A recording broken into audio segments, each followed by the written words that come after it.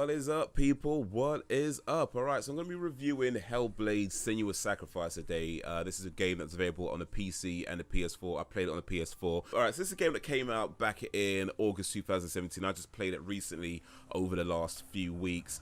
And overall, I'll say I liked it. I think it's a really good game. I think it is worth checking out. I think it's worth playing. I'm not sure it's as good as a lot of the hype that I saw around it. I'm not sure if it's as good as some other people thought it was. At least not for me, but it's definitely a good game, definitely worth playing. So the things I liked about it, I think the graphics are really good as the first thing you notice. Storyline is really interesting as well. Trying to save the soul of your loved one, your boyfriend, yeah, something like that anyway.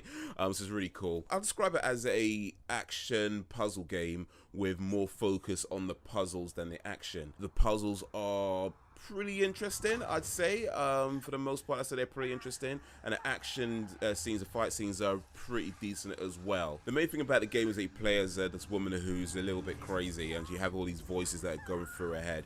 And that I thought was a really interesting idea, and it does play out quite well in the game. They do recommend, when you turn the game on, they do recommend that you play the game with headphones on.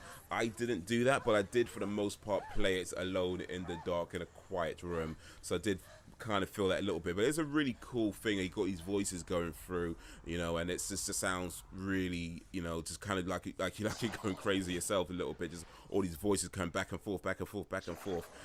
Contradictory statements that they're constantly making as well. So it's kind of like, please.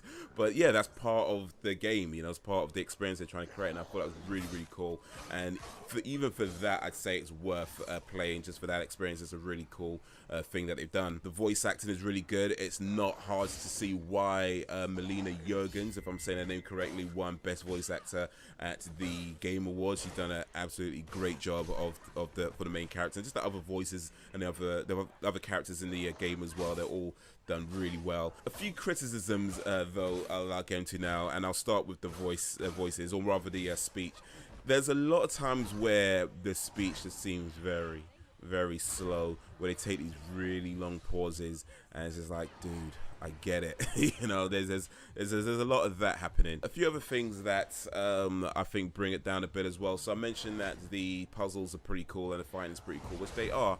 However, the puzzles do get a little bit samey. I mean, they pretty much come down into, I mean, there's more than one type of puzzle, to be fair, but most of the puzzles, vast majority of the puzzles, pretty much come down to opening a door and, you know, finding the runes to open a door. And how you find the runes, that changes from one place to another, but even still, there's not a massive degree of change. There are a few times, however, where it's not as obvious, so they're certainly not just completely easy. I don't consider myself to be someone who's particularly good at puzzle games, so I'm not like some puzzle master or anything like that, but I did feel like a lot of the puzzles weren't that challenging. But yeah, I personally felt for the most part, once I got past you know, the first few puzzles and you kind of figured out that sort of thing, pretty much every other puzzles, even though there's variations in how you do them, they didn't really present a lot of challenge, except for maybe a few towards the end. I felt the fight scenes as well, you know, they're pretty cool, but again, they're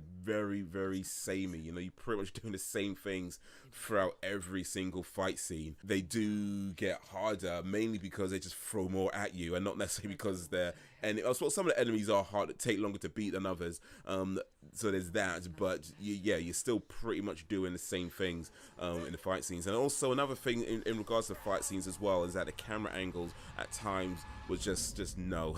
You know, just no, they're just annoying. Most of the time, but it is fine. Most of the time, the camera angle was fine. You can't choose the camera angle. It kind of adjusts itself.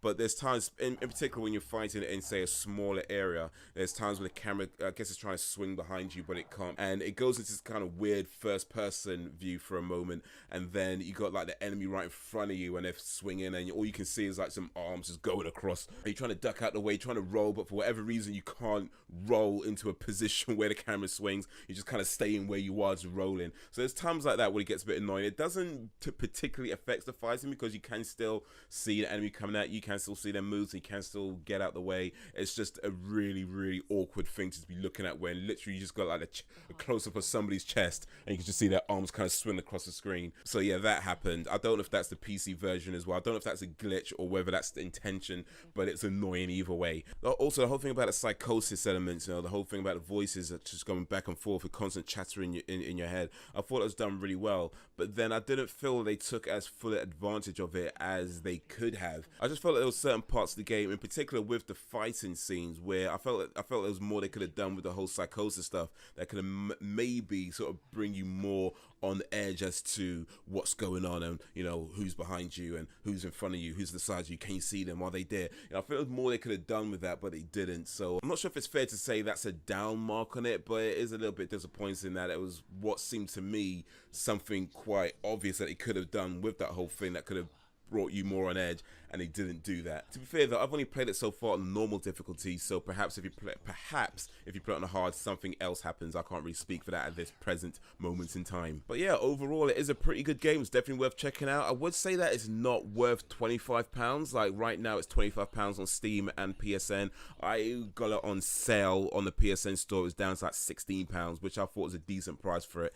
It's not worth £25 in my opinion. So yeah, if you're gonna get it, I'd say wait till it's on sale for somewhere less than 20 quid, like maybe like, you know, 16 quid or less, something like that. That's a good price for this game. In my view, I don't think it's worth the 25 quid. Some people might disagree with me on that, but hey, it is what it is. But that is what I think of Hellblade: Senua Sacrifice. Let me know what you think of the game if you've played it. Let me know what you think of this video. If you like this video, give it a like and share it amongst your friends. If you did not like it, then give it a dislike and share it amongst your enemies. You can check out more videos over here, comedy channel over there, subscribe and follow me around the web over there. All links in the description. But that is all for now, so thank you for watching, and until whenever, if ever, Dillian!